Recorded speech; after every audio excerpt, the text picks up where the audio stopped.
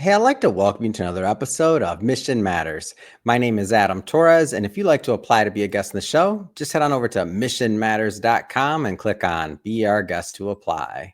All right, so today's guest is Joe Lopez, and he's managing partner and founder over at Ancora Advisory Group. Joe, welcome to the show. Thanks for having me. Great to be here. All right, Joe. So we got a lot to talk about. So of course, I want to get into Ancora Advisory Group. I want to talk about how you're really helping companies go global. I know you're also doing some things in AI. We got a lot of things to talk about here. But just before we get into that, we'll start this episode the way that we start them all with what we like to call our Mission Matters Minute.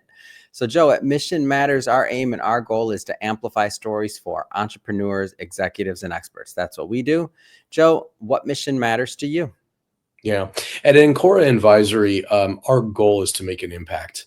It's one of the reasons why we're so focused on internationalization, helping companies grow in emerging markets and economies like Africa that actually needs business and not charity.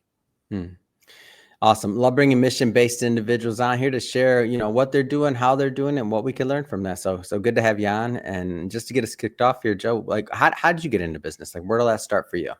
Yeah, so long journey, like a lot of us, but spent the last couple of decades here in startups, venture capitalists. From there, left that, founded my own business and had a successful exit there. And then has launched into Ancora Advisory, which is a group of individuals that I'll be happy to talk to you about. What draws you to business, like in working with founders and things like that, whether it's in VCs or in the VC space or otherwise, like what drew you to that? 100%. Great question. It's definitely about the people. It started at a young age. My dad was a military officer. And then after he retired, he went to work for the IBM Corporation as a sales executive. And he taught me early that business is absolutely about the people, the connections that make it authentic and that help relationships grow. What do you think are some of the things that have helped you along the way as you've kind of grown in your role, whether it was going into, business for yourself or when you're on the investing side and now even with Ancora, like what has been a central theme that kind of makes you successful through all these different experiences? Yeah, I think it is, well, a couple of things. One is I would answer that question by saying, I think it's very important that you find what you're good at and you double down on that. I did learn that through working in corporate America early, that was not something that I was as drawn and interested in. Kind of managerial environments that are really great for some folks that want structure and a ladder to climb. But for me, I realized early that it was a better fit for me to be out on my own, to rubbing two sticks together to create something new, and then ultimately helping founders reach their dreams. Why do you enjoy working with founders? Because that's not an easy thing to do. Like as founders, maybe a different personality, depends on what you're doing. But what draws you? A lot of different things you could do. You're a smart person, like big skill set. Why founders? Yeah, I think for me, founders, it's all about their dream. Because at the ultimate, what you're dealing with is people that have a dream, and it's an honor to be able to talk to them about helping it make them come true. And in some cases, talking them off the ledge and saying that, you know what, let's take a look at this and becoming a mentor. I have a lot of great mentors that have helped me over the years. So I feel very privileged to be in a position to help others. What are some of those characteristics or traits that you found have go into like making a good founder? Because you've worked with a lot of them. So what have you seen over the years? Flexibility, adaptability are probably the two most important, immediately followed directly underneath that with durability. So making sure that you don't go down, never giving up, but at the same time being adaptable and flexible to the market. When you found a business, it often a year later is very different than what you originally came up with as your idea. And that's okay. Being flexible to the market. And when you decided, speaking of that, when you decided to go from like the VC space or investing and working with other founders to starting your own business, I mean, that was a shift, right? That's a change. What was that like? Yeah, definitely. It was a unique situation. You're on the other side of the table, right? Yeah, it was a unique situation. Luckily, I had great partners behind me, both financially and operationally, and it led to a very successful business that'll be around for the next 40 years. I recently exited that business earlier this year, and I got to tell you, it was a learning experience because the depth that you need to go into with something like that is really like undescribable because you are involved in every single aspect of it. Yes. Like what? Like explain. Like what made that different? Yeah, what makes that different is that whatever that business is, you live, eat, and breathe Mhm. every component of what that product or service is and nothing else. It's Mm. very difficult for you to oftentimes see the forest that's around you because you're Yeah. so busy digging holes and fighting in the trees. So that's a big challenge, is to be able to step back, breathe, and say, wait a second, Mm. what am I doing here? And I would have a lot of reflection on that during my Yeah. time as a founder. Yeah. Anything that you would have that you learned along that particular experience that maybe you're like, man, I could have did this differently, or like any like key takeaways or things that you learned that you're like, oh, I wasn't expecting that. Oh, absolutely. I would say 100% follow your instincts and follow your guts. No matter what other people are telling you, your advisors, your Mhm. investors, everyone's got an opinion. Even Yeah. your partner, your spouse, everyone has an opinion on what you should be doing and why. The reality Mm. is only you can make it happen. You're the person that's there to create the change, Mm. because that's really what you're doing as a founder. You're trying to change a change in behavior towards your business. And so only you can trust yourself, and you have to sleep at night with your decisions. So my advice is, do not listen to others and gather Yeah. information, but there is no playbook. Yeah. And how do you stay strong in that environment or that situation? Because it's hard, right? Because you like I like like what you said, you got different advice, you have different things from very well-meaning people, right? Like whether it's a spouse, a partner, whatever, like they very well-meaning people. And maybe that, advice can hurt people even from what from well-meaning people. How do you stay strong? How do you stay on that how do you hone that gut instinct to keep going on that path? Yeah, you really have to have your compass aligned to Mm. just have a true north where you know inside. It's again back to a dream, back to Yeah. something only you have, that you are the one at night that has to sleep with this. So Hmm. you've got to follow what you believe is the right path. And then at least if something didn't work out, you did it your way. If you have regret, it's going to come from listening to others and pivoting and doing things because you were reacting too much. Yeah. It's great. And so let's shift gears a little bit here, or focus a little bit, and get in a little bit more into Ancora Advisory Group. So maybe start by telling me a little bit more about the company. Yeah, Ancora is really a group of individuals that came together in graduate school Mm. in the UK. Earlier this year, I realized as I was sitting in a room in England, the people that I was sitting in that room with are just incredibly uncommon. It was a group Mm. of what I like to call superheroes, Yeah. ninjas, for lack of a better term, that would be impossible to gather. And no offense to our big brother consulting firms who go out and recruit from the Ivy League with really Mhm. exceptional young talent. This is a senior group, a group Mhm. that's of past CEOs of multi-billion-dollar corporations to Mhm. policymakers, diplomats, and people that can. We walk into a room with a mid-sized company, these mid-market businesses, they would never have access to a group like this. Mhm. So for us, that's a very unique thing.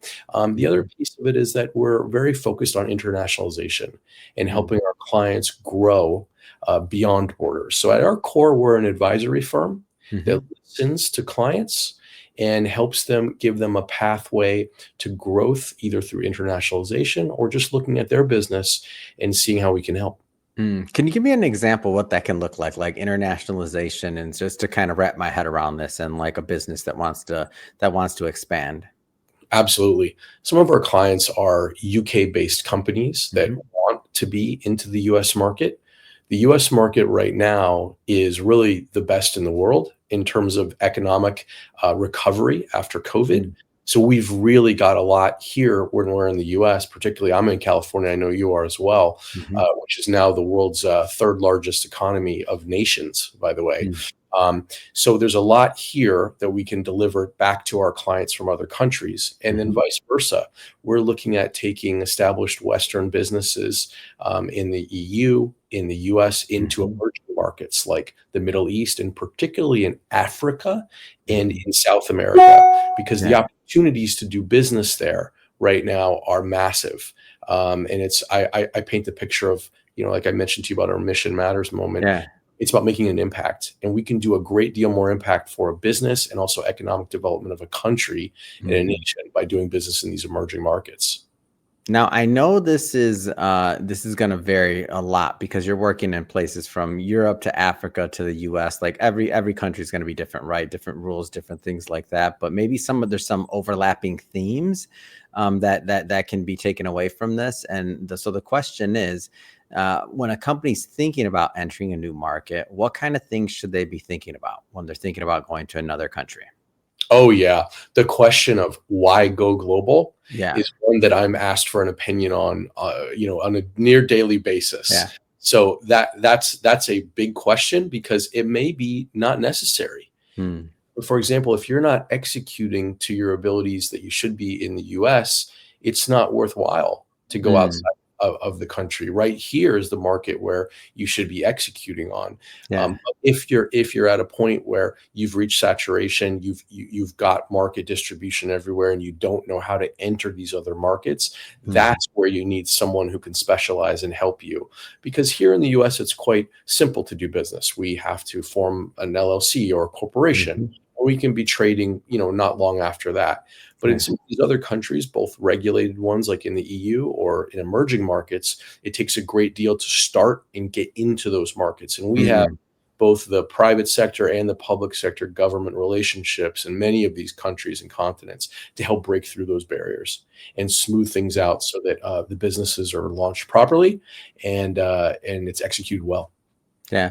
And I feel like, and correct me if I'm off on this, but when you're working with somebody that's launched in markets like many times, then you're not trying it for the first time and making possibly some obvious mistakes that you just wouldn't know. Like you might have the assumption that something works. Something like taking the example of a company where that from the United States thinks that they're gonna, enter Africa or enter another country, and it's just gonna kind of be the same thing, right? And then they find out afterwards, oh wait, I was supposed to do this. I didn't do this. Uh-oh, frozen bank account here, this there, like, oh, how'd that happen? Like, can you go into that a little bit? Yeah, no, absolutely. Even things to your point, things like payment terms uh, Yeah. in Africa are very, very different.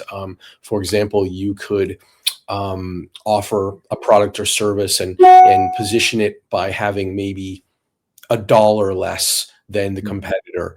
They would immediately pay cash for that.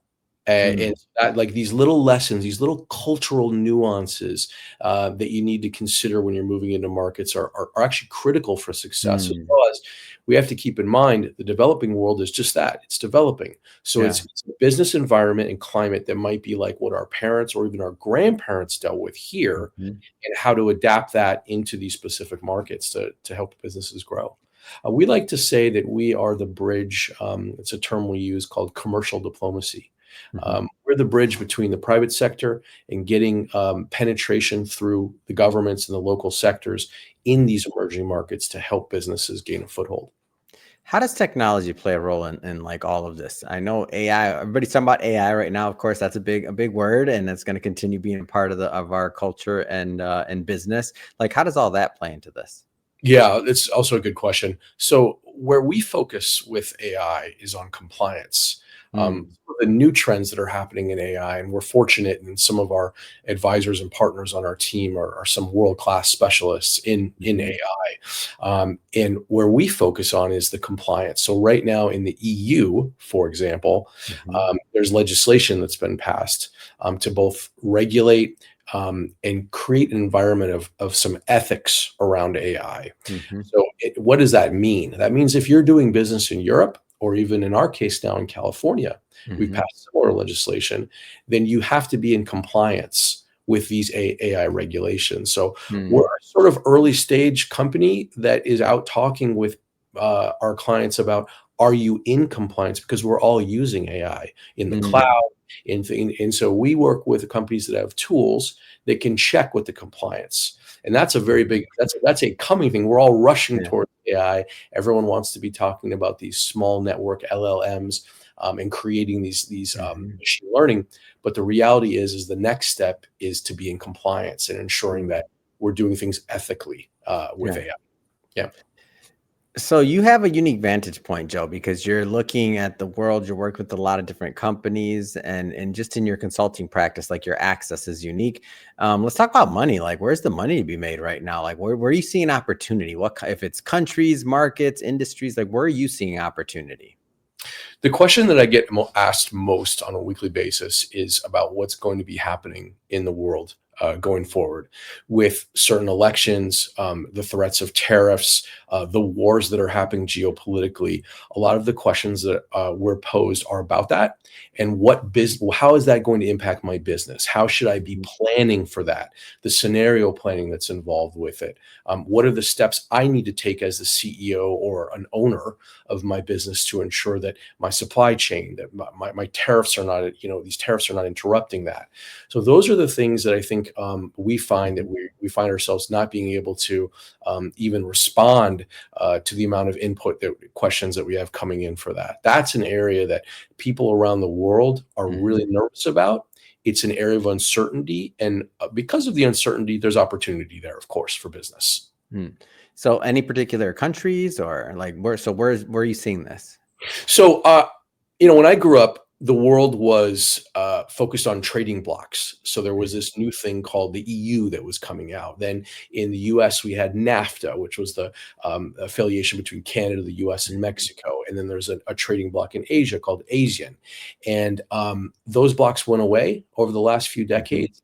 The world's been more focused on globalization, trying to lift up these emerging economies through everybody outsourcing components and services through different businesses. We're shifting now. We're in the middle of a new shift back into something similar like trading blocks and nationalization. And that's where people are getting confused and kind of really business leaders are wanting to understand what's next for us. How do we navigate these waters? And that's where we come in with our unique vantage point, because we have brilliant researchers on our team, but beyond that, we're out on the ground in Africa, in the Middle East. And that's really where in Asia and South America, that's where you really learn what's actually happening before even the media or the researchers and the economics professors pick it up. Talk to me about risk, like some of the risks of and in the other side of this, like obviously you mentioned like if you're not ready to go like global, then you shouldn't maybe because you're not maximizing where you're at, maybe focus on that first. But like, what are some of the risks of going global? Yeah, no doubt. I think anytime you're in a business and you don't want to ever get over your skis, right? And over deploy yourself chasing new sales when you can't even execute what you have going on in your home country, or there's better opportunities in your home country from a competitive perspective. I can't name the client, but there's a near 100-year-old company that we're working with in California. And that's an issue that they have, is that they continue to see sales slide.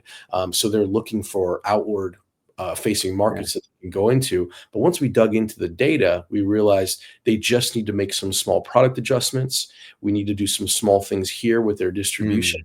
And they're going right back on the right track. So the risk is like anything, you're going to get over your skis.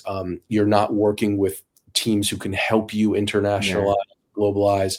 Those are areas of opportunity where you think, oh my gosh, I can find my cousin's friend or a distributor who lives in Switzerland. They'll handle it for me. I can't tell you how many of those balls we had to unwrap. So. Oh, that's a great story. And it happens, right? Like sometimes people don't even know that a company like yours exists, right? Like they don't know that they can go out and they can find a team of experts, as you mentioned, or your superheroes. I think that's what you called them, right? I think that's what you said. They don't know there's a team of superheroes going global out there, right? Yes. Well, I listen, I applied to the, I subscribe to the Richard Branson model of surrounding myself with much smarter, brilliant people than myself around me to build this business. So I'm merely the gentleman who's in the cockpit controlling it, but really the team that we have executing. And I know people say that all the time. It's the team, but this team is an impossible team to have ever assembled. I can honestly tell you that. Amazing. Well, Joe, this has been great having you on today. I just have to ask, what's next? What's next for you? What's next for Ancora Advisory Group? Yeah. So thanks again so much. For us, Q1, we're sitting down and we're going through where we're going to be traveling, what kind of events we're putting on in London for the UK, where we'll be in Africa in Q1, and then into Q2. We've got some trips to Switzerland and Davos on the upcoming. So just travel and just getting ready for 2025. Yeah. Fantastic. And if somebody's watching this or listening to this, and if they want to follow up and they want to connect with you and your team, how do they do that? Yeah. LinkedIn is our main platform. We're also on X. You can find us Ancora Advisory on X and Ancora Advisory on LinkedIn. I Mhm. also am very active on LinkedIn as well, giving companies guidance there, which you can just search for me, Joe C. Lopez. Fantastic. And for everybody watching or listening to this, we'll definitely put the links in the show notes so you can just click on the link and head right on over and check out Joe and his team. And speaking of the audience, if this is your first time with Mission Matters and you haven't done it yet, hit that subscribe or follow button. This is a daily show. Each and every day, we're bringing you new content, new ideas, and hopefully new inspiration to help you along the way in your journey as well. So again, hit that subscribe or follow button. And Joe, man, appreciate you. Thanks for all you do. Hey, thank you so much. Happy holidays.